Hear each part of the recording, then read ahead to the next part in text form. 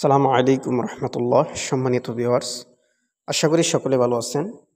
আজকে আমি আপনাদের সামনে যে বিষয়টা নিয়ে উপস্থিত হয়েছি সেটা হলো দলিল কিভাবে পড়ব অথবা একটা দলিল আমি কিভাবে বুঝব।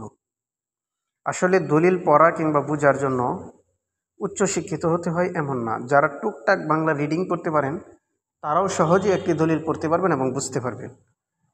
আপনাকে আসলে জানতে হবে যে একটি দলিলের মূল বিষয় কী এবং আপনি সেটা কিভাবে বুঝবেন।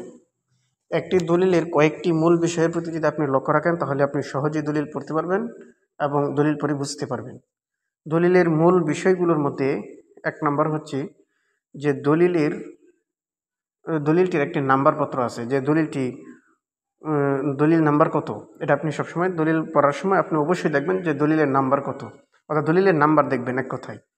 দ্বিতীয় নাম্বার হলো দলিলটি কত তারিখে এবং কোন অফিসে রেজিস্ট্রি হয়েছে এটাও খেয়াল রাখবেন এবং দলিলের প্রকৃতি দেখবেন, যেটাকে হ্যাবা নাকি সাফকলা নাকি অন্য কোনো পদ্ধতিতে অন্য কোনো প্রকৃতি কলা হয়েছে সেটাও লক্ষ্য রাখবেন।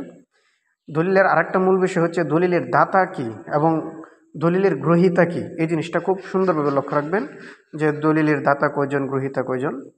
দলিলের আরেকটা জিনিস হলো এই দলিলটি কিভাবে মালিক হয়েছে, দলিলের বর্তমান গ্রহীতা সেটা কি, যিনি দলিলটি দিয়েছেন তিনি কিভাবে জমির মালিক হয়েছেন, এই ওয়ারিশ সূত্রে নাকি ক্রয় সূত্রে নাকি ওনার নামে নিজ নামে রেকর্ড আছে, এই জিনিসটা দেখতে হবে।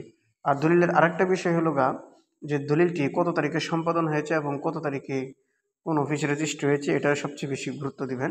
দলিলটির দাগ নাম্বার কত এবং সাবেক দাগ নাকি হাল দাগ, এই ৫টা-৬টা বিষয় যদি আপনি লক্ষ্য করেন তাহলে সহজেই দলিল আপনি বুঝতে পারবেন।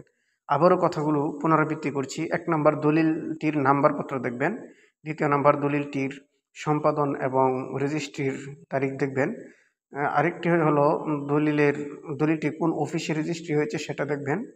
আরেকটা হলো দলিলের দাতা এবং গ্রহীতা কয়জন করে তার লক্ষ্য করবেন এবং দলিলটির এই দাগ নাম্বার সাবেক নাকি হাল এটা লক্ষ্য করবেন।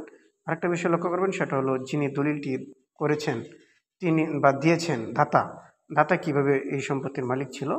এই ৪-৫টা বিষয় যদি আপনি লক্ষ্য করেন তাহলে আপনি সহজেই একটি দলিলের পূর্ণ রূপ বুঝতে পারবেন এবং জানতে পারবেন।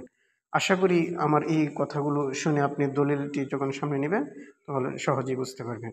যদি কেউ দলিল সম্পর্কে আরও কিছু বোঝার থাকে তাহলে অবশ্যই আমাকে নক করবেন এবং কমেন্টে জানাবেন।